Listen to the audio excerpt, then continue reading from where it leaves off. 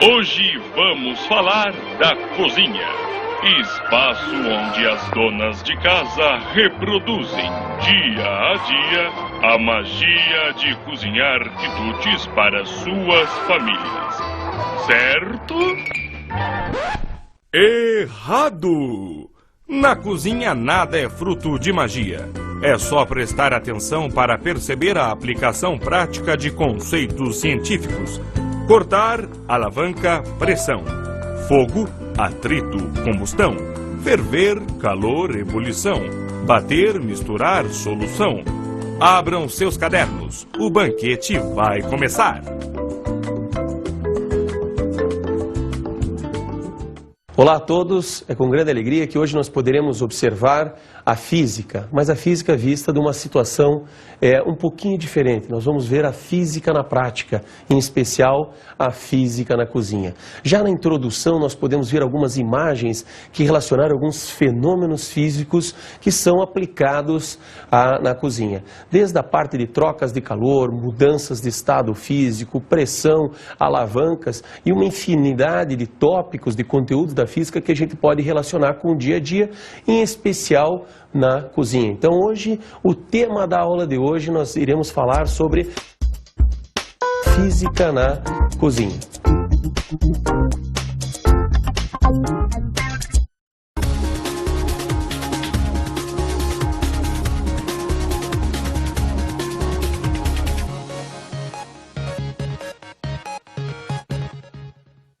Você sabe como funcionam as tampas abre fácil utilizadas em latas de conservas?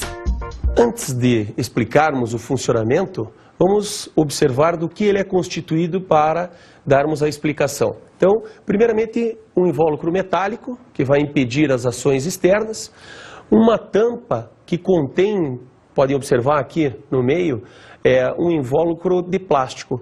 Inicialmente, ele não se encontra ali. Então, como que é feito? É colocado o extrato, né? E quando for para ser fechada esta tampa, procede-se da seguinte maneira: uma máquina vai ser engatada aqui e vai retirar o ar lá dentro. Quando ele retirar, ele vai criar uma pressão lá menor, que é a pressão que está fora. Então vamos trabalhar com dois termos: pressão interna e pressão externa, dentro lata e fora lata. Então quando faz-se o vácuo, automaticamente já vem esta tampinha metálica aqui, que por isso é o chamado abre fácil. Então o que acontece? Quando ele tira o ar lá dentro, por duas coisas: primeiro, para ter uma diferença de pressão entre o meio interno e o meio externo, e segundo, para aumentar o período de validade do ingrediente que aqui dentro está. Então o que acontece? Fez-se o vácuo, né? A pressão de fora é maior que a pressão de dentro. Então o que vai acontecer? A pressão que está atuando sobre a tampa na parte de fora é maior que a da parte de dentro. Então fica difícil de nós retirarmos isso aqui com a mão. Por sua vez, quando retiramos esse invólucro, o que vai acontecer? Vai entrar o ar no interior do recipiente, que por sua vez vai acontecer o quê? A pressão era diferente, lembra? A pressão interna e externa era diferente. Agora, com a entrada do ar, a pressão do lado de fora e a pressão do lado de dentro, o quê? Se igualam. Ou seja, não existe mais aquela diferença de pressão. Aquele excesso de pressão a mais que existia da parte de fora, agora não existe. Então as pressões, o quê? Se igualaram. Então, o que nós devemos observar? O que é pressão mesmo? Pressão é a razão entre a força aplicada sobre determinada área e o valor dessa mesma área. Como podemos observar nesta fórmula, observamos que o P está relacionado à pressão, que por sua vez é a força atuante sobre a área. Observe que esta pressão é chamada pressão média. E esta força que nós trabalhamos é a força normal atuante à superfície. Então, se nós pegássemos, por exemplo, uma superfície, ok? Aqui, em questão, a área, a força que nós estaríamos observando para o cálculo desta fórmula seria a força que fica, o quê? Perpendicular à superfície. Você pode observar aqui, ó, que ela teria que formar o quê? 90 graus em relação à superfície. Então, essa é a pressão média que nós trabalhamos. Então, é a força normal à área em que está sendo aplicada esta força. Um outro conceito importante que temos que ressaltar é o conceito da pressão atmosférica. Nosso planeta é envolvido por uma camada gasosa chamada atmosfera. Os gases que compõem a atmosfera possuem massa e, por causa da ação da força gravitacional terrestre, são atraídos em direção à Terra, exercendo sobre ela uma pressão, a pressão atmosférica. Observamos então que a pressão atmosférica está relacionada ao quê? A essa coluna, essa altura que essa coluna de ar tem sobre o nosso corpo. Isso nos leva a entender que em altitudes diferentes nós vamos observar o quê? Pressões diferentes. Se nós pegarmos ao nível do mar, por exemplo, uma altitude o nosso referencial zero, a coluna de ar que se encontra sobre o nosso corpo naquela região é maior. Então a pressão atmosférica nas baixas altitudes é maior, porque a coluna de ar é maior. Já quando subimos uma montanha, que estamos aumentando a altitude, o que acontece? Essa quantidade de ar, essa coluna, essa altura desse cilindro de ar que fica virtual sobre a nossa cabeça, na verdade ele vai diminuindo. Em consequência, a pressão vai ser o quê? Menor. Então, baixas altitudes, pressão maior, altas altitudes, pressão o quê? Menor. Podemos prosseguir agora observando na imagem os valores referentes à pressão atmosférica, a pressão gerada por esta quantidade de ar sobre o nosso corpo. Então vamos começar lá falando sobre 1 atm, a pressão atmosférica, que ela equivale a 1 vezes 10 elevada à quinta Pascal, aproximadamente. Esse termo Pascal está se referindo ao quê? Se nós relembrarmos o conceito de força, que é de pressão, que era força sobre área, verificamos que a força é Newton e a área é o quê? Metro quadrado. Então Pascal está nos representando o quê? A força que está sendo atuada, 1 Newton de força atuada sobre o quê? Uma área de 1 metro quadrado. E aqui podemos observar também o valor da pressão agora em milímetros de mercúrio. Substituindo o ar, nós teríamos aí uma altura deste cilindro, que para gerar essa pressão, menor, justamente pela densidade ser o quê? Maior. E nós precisaríamos só de apenas o quê? 760 milímetros de mercúrio para gerar a mesma pressão gerada pela pressão o quê? Atmosférica. E se fôssemos usar outras substâncias, por exemplo a água, o que ia acontecer? Como a densidade dela é menor, nós precisaríamos o quê? De uma coluna de água maior. No caso em questão, precisaríamos de 10 metros de água, uma coluna, imagine, uma mangueira com 10 metros de comprimento na vertical, para gerar o que é essa pressão referente à pressão atmosférica. Podemos verificar também agora, voltando para a situação da lata abre fácil, o que a gente pode explicar agora através do seu funcionamento. Então o que acontece? Lembre, a pressão externa é maior que a pressão interna. Então, como que se dá o processo da abertura dela? Você tira o invólucro, o ar entra lá dentro do recipiente e faz com que as pressões se igualem. Então, se eu tentar abrir a lata aqui agora com os meus dedos, com a minha mão, eu posso fazer a força máxima aqui, que vai ser muito difícil de tentar de conseguir tirar essa tampa. Por quê? Porque a pressão que está atuando sobre ele é muito grande.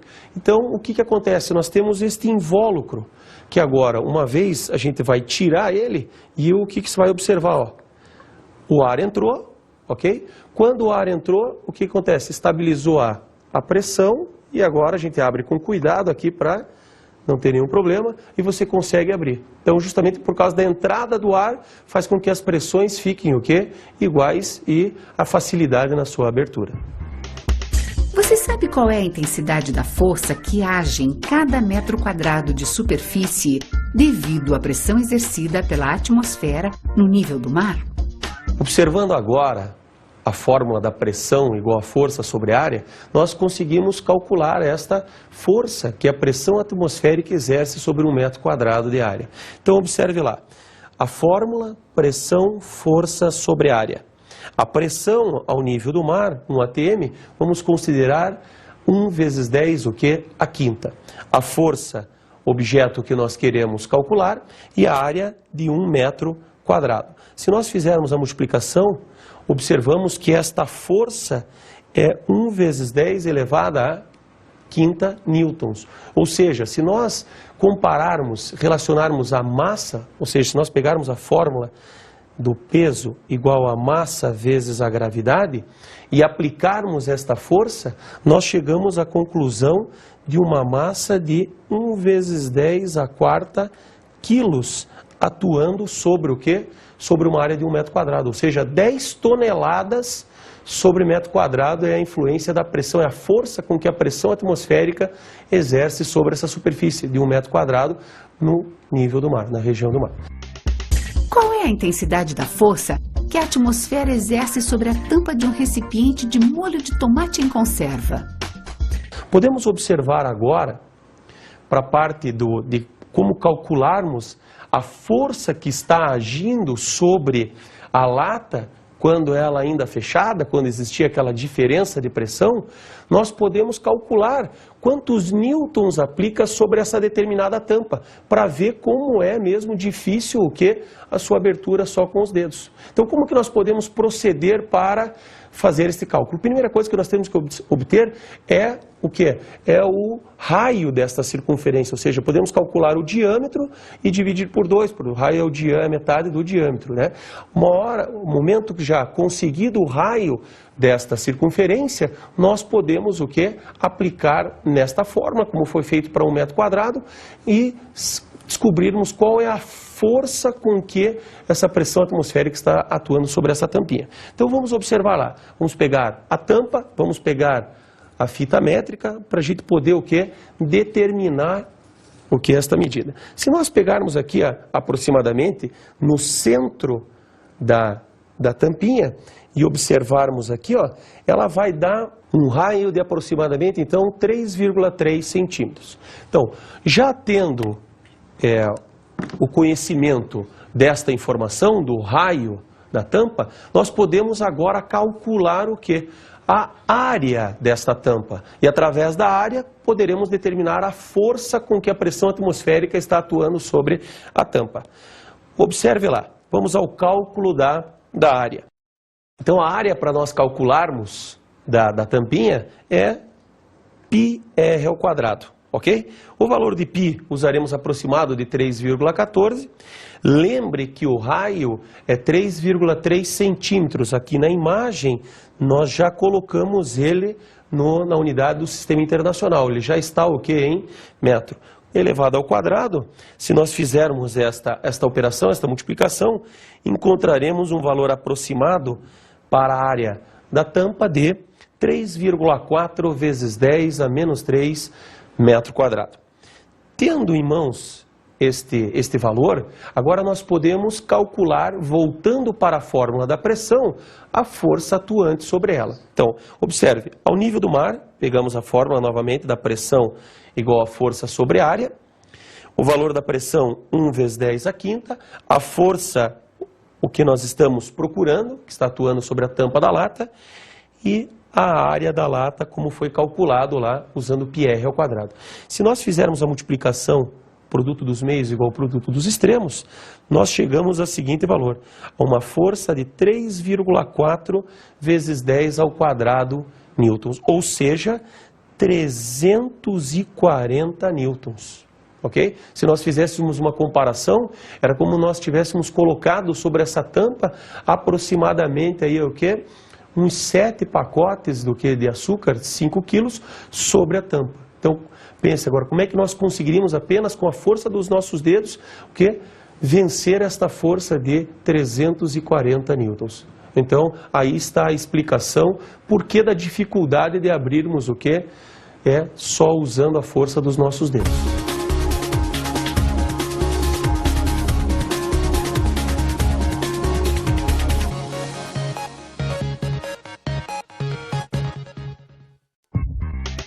O tempo de cozimento de 1 quilo de batatas é o mesmo quer ele seja preparado na cidade de Recife, litoral de Pernambuco, em Campos do Jordão, cidade localizada na Serra da Mantiqueira, em São Paulo, ou no pico do Monte Everest?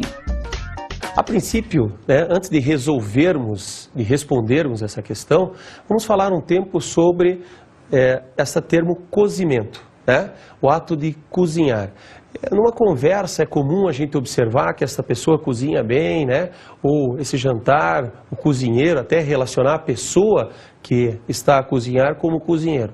Porém, para nós, isso está relacionado seja qual o alimento for assado, for frito, a gente sempre usa o termo cozinhar. Porém, na física, a gente sempre trabalha com esta situação mais voltada para os alimentos que foram confeccionados, que foram feitos com água fervente, justamente para o quê? Para facilitar, para amolecer aí o alimento com mais facilidade. Que isso vai ser relacionado por nós, então, agora na sequência para responder a pergunta em questão. Então lembre, sempre quando a gente falar cozinhar, está relacionado à água fervente. Quando a gente observa o ato de cozinhar, o tempo para você ter o cozimento dos alimentos, quando você olha para este fenômeno físico, na verdade não é são várias informações que se entrelaçam para nós chegarmos a essa resposta. Em questão, nós podemos então observar o seguinte: o tempo de cozimento está relacionado à temperatura em que a água está em ebulição. Então, vamos vendo esse link. A temperatura está influenciando no tempo de cozimento. Mas essa temperatura, por sua vez, de ebulição, da mudança de estado físico, do estado líquido para o estado gasoso, depende da pressão. Então, tempo de cozimento relacionado com a temperatura de ebulição da água, que por sua vez essa temperatura está relacionada, depende do da pressão do ambiente que ali está. E que por sua vez essa pressão ela tem a ver com com a altitude, como nós já mencionamos. Então nós conseguimos interligar 4 grandezas que vão nos ajudar a responder aonde esse tempo de cozimento vai ser maior. Então relembrando, tem tempo de cozimento relacionado com temperatura de ebulição da água, que por sua vez depende da pressão atmosférica do local, que por sua vez está relacionado com a altitude. Neste gráfico que vocês estão vendo, vai relacionar agora a pressão de vapor com a temperatura de ebulição. Então vamos verificar, vamos marcar 2 pontos iniciais de pressão, e aí nós verificamos a sua temperatura, ok? E vamos pegar uma pressão maior, que aqui você já pode estar fazendo uma analogia com aquela informação que nós tivemos de que conforme a altitude em que você encontra, você tem pressões diferentes. Então, por este gráfico, ele nos mostra que essas pressões diferentes, nós teremos temperaturas de ebulições diferentes. Então, por exemplo, a pressão 2, que no caso é maior que a pressão 1, veja que conforme eu aumento a pressão, a temperatura de mudança de estado físico, a temperatura de ebulição está aumentando. Então, essa situação da pressão 2, nós poderíamos colocar aqui como, por exemplo, a situação para o nível do mar. Nosso referencial 0 para a altitude. Já a pressão 1 poderia ser no pico da montanha, que tem menos ar sobre ela, a pressão vai ser menor, que nos acarreta uma temperatura menor. Que essa situação da pressão influenciar a temperatura de ebulição é o seguinte: quanto maior a pressão, mais agitada tem que estar a água para mudar de estado físico, ou seja, ela tem que estar com uma maior agitação para ter uma maior energia para, entre aspas, vencer e poder mudar desse estado físico. Então verifique aqui no gráfico novamente que o aumento da pressão aumenta a temperatura de ebulição. Agora nós vamos fazer um experimento para explicar melhor essa informação vista no gráfico. Vamos agora, de posse de um fogareiro e de posse de um copo de Becker que contém aí um corante, água e corante, só para facilitar a visualização de vocês para o que vai ocorrer no experimento. Então nós vamos tentar mostrar que a influência da pressão vai alterar a temperatura de mudança de estado físico, aqui em questão a ebulição. Então o que nós iremos fazer? Nós iremos ligar o fogareiro, certo? Vamos pegar um copo, onde esse contém, novamente falando, água e corante só para facilitar a visualização, e vamos colocar ele aqui para o aquecimento. Bom, enquanto está aquecendo, nós pegamos o termômetro, nós iremos ligar o termômetro para verificar a temperatura em que a água e o corante está. Nós não deixaremos chegar a 100 graus Celsius, nós não vamos querer que ela ferver, porque justamente eu quero mostrar para vocês que eu alterando a pressão, que daí nós estaremos de posse de uma seringa para fazer isso, nós vamos alterar a pressão para vocês observarem que a água começa a mudar de estado físico. Então, ligado o termômetro, vamos colocar ele aqui em contato com a água, ok? E vamos esperar o quê? A temperatura chegar em torno aí de 85, entre 80 e 90 graus Celsius, para a gente poder demonstrar isso para vocês com tranquilidade.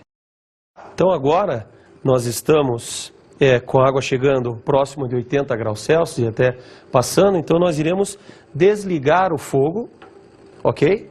Observe a temperatura em que ela se encontra, que não é uma temperatura de 100 graus Celsius, é inferior a 100 graus Celsius. Então nós estaremos o quê?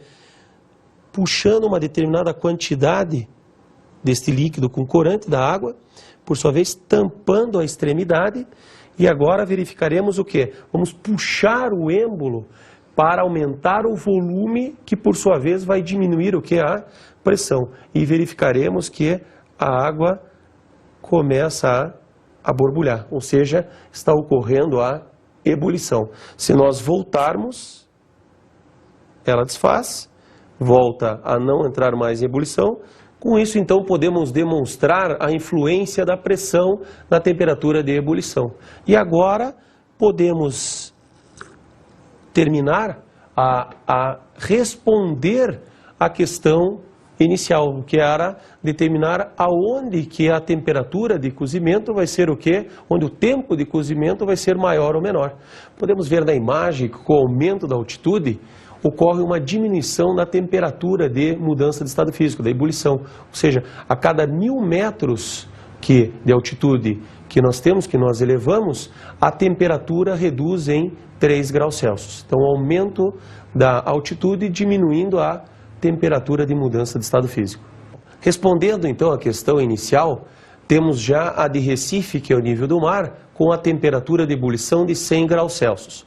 Observando agora para Campos do Jordão, podemos observar na imagem a seguinte relação. A cada 1000 metros de altitude, nós temos uma queda de 3 graus Celsius na temperatura de ebulição. Pegando a altitude de Campos do Jordão, 1.700 metros, e efetuando uma regra de 3, observamos que a temperatura de queda para a temperatura de ebulição em Campos do Jordão é de menos 5,1 graus Celsius. Isso nós podemos verificar pegando a temperatura nível do mar, no caso de Recife, tirando devido ao aumento da altitude, que foi 5,1 graus Celsius, chegamos à temperatura de ebulição em Campos do Jordão. Então, Recife 100 graus Celsius, nível do mar, Campos do Jordão 1.700 metros acima do nível do mar, nós já temos uma temperatura de ebulição de 94,9 graus Celsius. Qual deve ser, na superfície da Terra, a menor temperatura de ebulição possível? A menor temperatura nós vamos encontrar no Everest, ok? Devido à sua elevada altitude. Então, olhando a relação, a 1000 metros, uma queda de menos 3 graus Celsius na temperatura de ebulição, pegando a altitude do Everest, 8.844 metros, e executando uma regra de 3, nós observamos que a variação da temperatura é de menos 26,5 graus Celsius. Efetuando sempre em relação à temperatura ao nível do mar, tiramos o valor de 26,5 graus Celsius e encontramos a temperatura de ebulição no Everest, que seria de 73,5 graus Celsius, que para nós é a menor temperatura em que a água entrará em ebulição, por se tratar da maior altitude. O tempo de cozimento de 1 quilo de batatas é o mesmo, quer ele seja preparado na cidade de Recife, litoral de Pernambuco, em Campos do Jordão, cidade localizada na Serra da Mantiqueira, em São Paulo, ou no pico do Monte Everest? Observando esse gráfico, podemos responder a nossa pergunta do tempo de cozimento, onde as batatas vão se cozinhar mais rápido, se é Recife, ou Campos do Jordão, ou Everest. Dentre os valores que nós calculamos para a temperatura de ebulição dos três, nós observamos que a menor temperatura se encontra para o Everest. Se nós fizermos a relação com o tempo de cozimento, nós chegamos aqui, vamos colocar T minúsculo, para o Everest. Se nós pegarmos agora a temperatura em Campos do Jordão, vamos colocar Campos do Jordão, e fizermos no gráfico, verificaremos que aqui estará o tempo de cozimento em Campos do Jordão. E agora, em Recife, onde que nós tínhamos a maior temperatura, 100 graus Celsius, nós observamos que esse vai nos apresentar o quê? O menor tempo de cozimento. Então aqui ficou o quê? Recife com a maior temperatura, por ser o quê? A maior pressão, o menor tempo de cozimento. Já no Everest, o quê? A menor temperatura de ebulição, por ser o quê? A menor pressão, ou seja, a maior altitude, nos dando maior tempo de cozimento.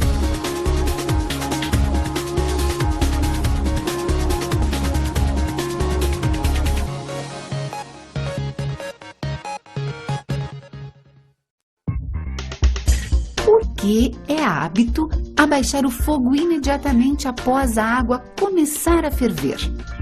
Para explicarmos e respondermos essa pergunta, iremos fazer o quê? Um experimento, onde nós pegaremos o quê? 2 copos de Becker, ok? Com água, contendo corante, justamente só para facilitar a visualização, e colocaremos o quê? Um ovo em cada copo de Becker. Levaremos ao fogareiro, onde nós iremos o quê? Demonstrar o fato de que quando a água entrar em ebulição, nós podemos o quê? Diminuir a intensidade da chama, que a temperatura de mudança de estado físico continuará o quê? A mesma. Então vamos lá, vamos de posse de um isqueiro, vamos aqui mexer no fogareiro e vamos... Colocamos aqui então, já vamos colocando um copo, inicialmente já estaremos o quê? Colocando o ovo, ok?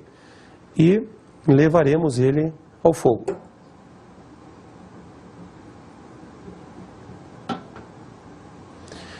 O segundo copo de Becker, também com o ovo em seu interior, lembrando que o corante é apenas para a visualização.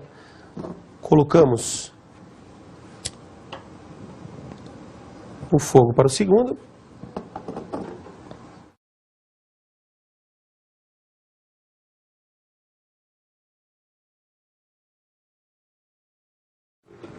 Então agora podemos observar que os dois já estão fervendo. Iremos colocar os termômetros, ok? E estaremos o quê? Observando que ao diminuir a intensidade da chama, a temperatura de ebulição continua a mesma. Ou seja, economizando a quantidade de gás, por sua vez a temperatura que vai estar ocorrendo, a mudança de estado físico, permanece a mesma. Então, o fato de você poder diminuir a intensidade da chama faz com que nós venhamos a economizar o que é a quantidade de gás envolvendo para o cozimento do alimento. Com esse experimento podemos observar que a temperatura não sofreu alteração com a diminuição da intensidade da chama. A única coisa que aconteceu com aquele que estava com chama menos intensa e mais intensa, veja que foi a quantidade de bolhas que estava ocorrendo, justamente por estar ganhando mais energia, aquela que tinha mais intensidade. Então podemos verificar agora, nesta imagem, alguns detalhes importantes para a explicação. Esta fórmula que nós temos, ela se refere à quantidade de energia envolvente numa mudança de estado físico. Então, primeiro ponto, durante a mudança de estado físico, observe que a temperatura permaneceu constante. Então, observando aqui, a quantidade de calor, a massa envolvida na mudança de estado e L, que é o calor latente, que representa a quantidade de energia necessária para mudar de estado físico determinada uma grama, por exemplo, uma quantidade de massa. Então nós temos lá o Q igual a ml, que é a quantidade de calor, massa de água que foi ali para que estava ocorrendo a ebulição, e L é o calor latente, o calor necessário para ocorrer a mudança de estado físico de determinado substância, que no caso aqui é água, e para ocorrer a ebulição. Observe aqui, ao fato de deixarmos a chama mais intensa, nós estamos fornecendo maior quantidade de calor, que por sua vez vai alterar a quantidade de matéria, ou seja, a massa desta água que está mudando de estado físico. Por isso a razão da maior quantidade de bolhas naquele becker onde não foi alterada a intensidade da chama. Então nós vemos que a quantidade de calor, a intensidade da chama, fez com que aumentasse a quantidade de matéria que estava sofrendo mudança de estado físico.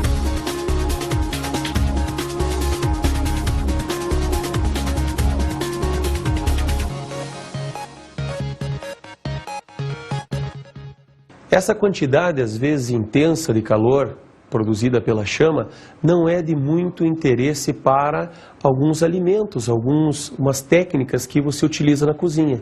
Então nós temos que passar esta energia de maneira, entre aspas, mais lenta. Então seria a situação do banho-maria. Né? Você sabe o que é o banho-maria?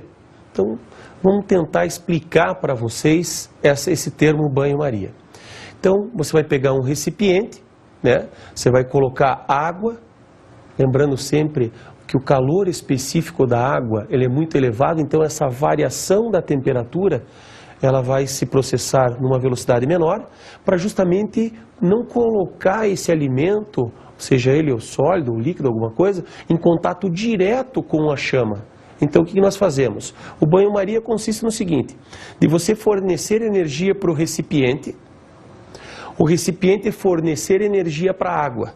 Essa transmissão de calor, essa passagem de energia de um corpo para outro, se procede através da transferência de calor que nós chamamos de condução, que ela vai ser feita do quê? De partícula a partícula, de molécula a molécula. Então a nossa ideia é que ao aquecer seja aquecido de maneira uniforme e não bruscamente, seja feito lentamente essa transferência de calor. Então a chama vai aquecer o recipiente vai aquecer a água, e este recipiente que você quer manusear, por exemplo, um chocolate que está colocado dentro de um outro recipiente, vai estar imerso dentro desta água.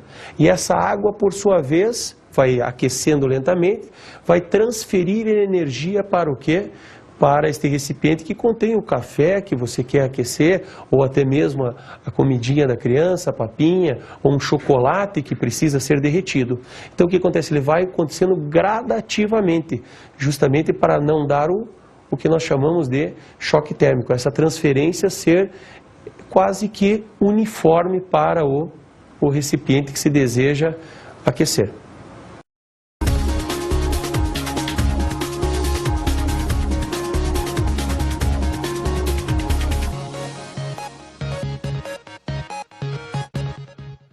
Trabalhamos nesta aula com física na cozinha. Observamos que a cozinha pode ser o nosso laboratório de física, né? Vimos que tem bastante conceitos físicos que podem ser explicados na cozinha. Em primeiro momento, trabalhamos com o conceito de pressão e pressão atmosférica. Para isso, usamos a experiência da latinha, aquele extrato de tomate, onde tinha aquela invólucro de plástico que tampava ela, justamente para dar essa diferença de pressão. Quando ela foi engarrafada, foi tirado o ar lá de dentro e a pressão interna era menor que a pressão externa. Então a pressão atmosférica é que fazia com que a latinha ficasse presa. Uma vez tirado aquela tampinha, aquele plásticozinho, o que acontece? O ar entra dentro da tampa, do recipiente, estabiliza as pressões internas e externas ficavam iguais e nós conseguimos abrir com facilidade o extrato de tomate. E tudo isso está ligado com as seguintes habilidades. Habilidade 17. Relacionar informações apresentadas em diferentes formas de linguagem e representação usadas nas ciências físicas, químicas ou biológicas, como texto discursivo, gráficos, tabelas, relações matemáticas ou linguagem simbólica. Habilidade 18.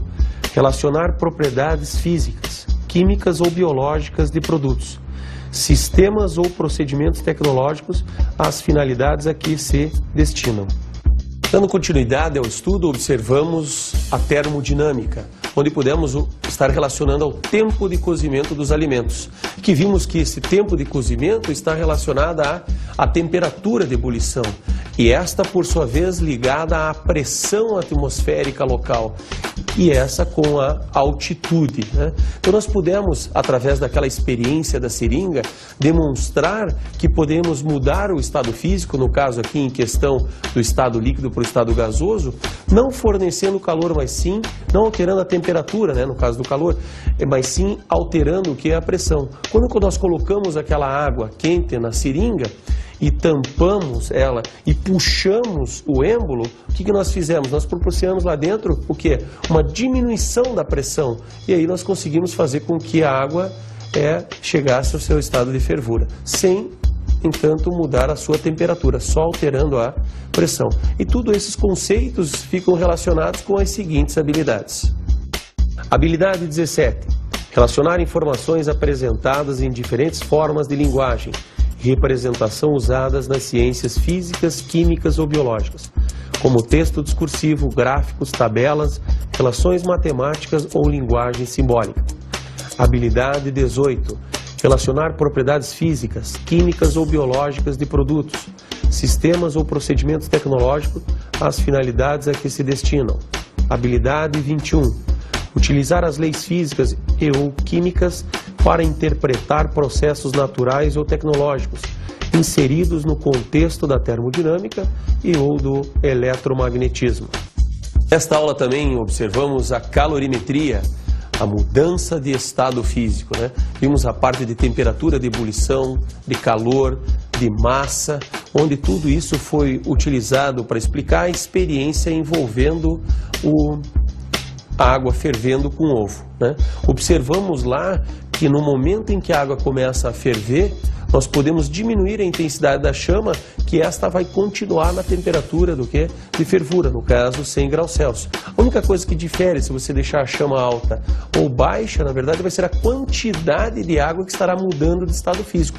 Porém, a temperatura naquela que está com fogo baixo e fogo alto permanece aos 100 graus Celsius. Então aí é a nossa dica para podermos economizar essa energia, o consumo do gás, né? E tudo isso, no aspecto geral, a gente pode ver que está relacionado, esses conteúdos, às seguintes habilidades.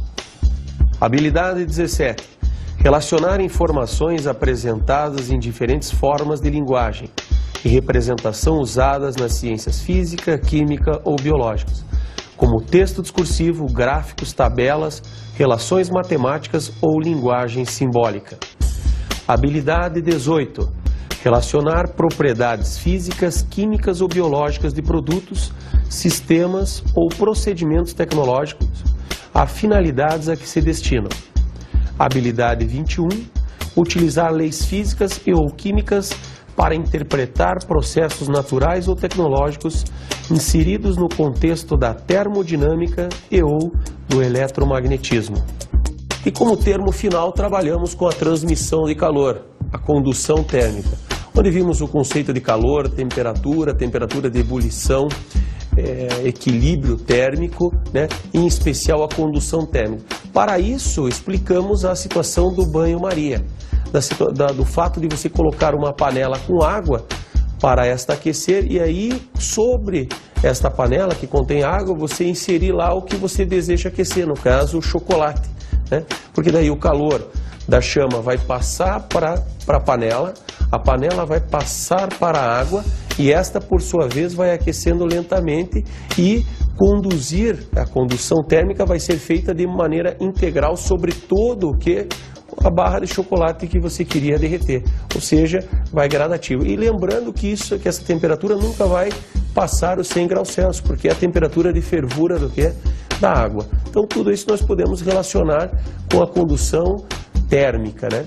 E esses termos, esses conteúdos abordados, eles foram todos relacionados às seguintes habilidades. Habilidade 17. Relacionar informações apresentadas em diferentes formas de linguagem e representação usadas nas ciências físicas, químicas ou biológicas, como texto discursivo, gráficos, tabelas, relações matemáticas ou linguagem simbólica. Habilidade 18. Relacionar propriedades físicas, químicas ou biológicas de produtos, sistemas ou procedimentos tecnológicos a finalidades a que se destinam. Habilidade 21. Utilizar leis físicas e ou químicas para interpretar processos naturais ou tecnológicos inseridos no contexto da termodinâmica e ou do eletromagnetismo. Nesta aula pudemos trabalhar com a física na cozinha. Observamos que é um grande laboratório para nós podemos observar as leis da física, né?